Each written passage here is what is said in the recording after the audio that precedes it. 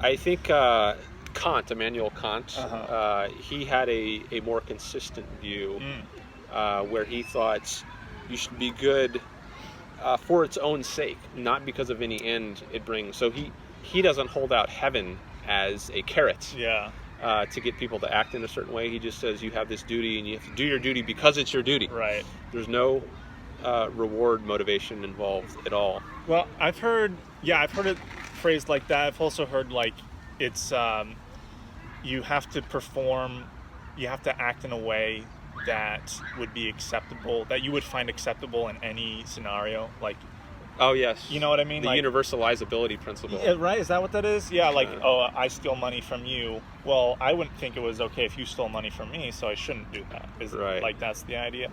But I think one of the problems with that is, like, for example, like lying.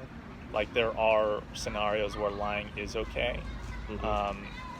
But does that mean you should lie and for somebody else's detriment? Like, that wouldn't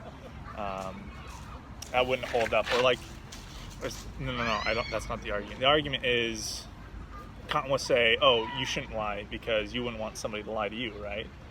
But if you were, that's kind of like the golden rule when you put it that way. Right. It is kind of like the golden rule. But if you're like, if you have to lie, like if you're somebody who was, keeping Jews in their attic in World War II, and you had to lie to the Nazis, you would do that, and that's good, right? But he would say that? Well, no, he wouldn't. Okay, yeah. That's my understanding is that he wouldn't. Yeah, that's my understanding. He would argue that you should never lie ever, right, under any circumstance. The categorical imperative. Right. Yeah. I don't know all the fancy words, but I get the gist of it. Yeah. Yeah.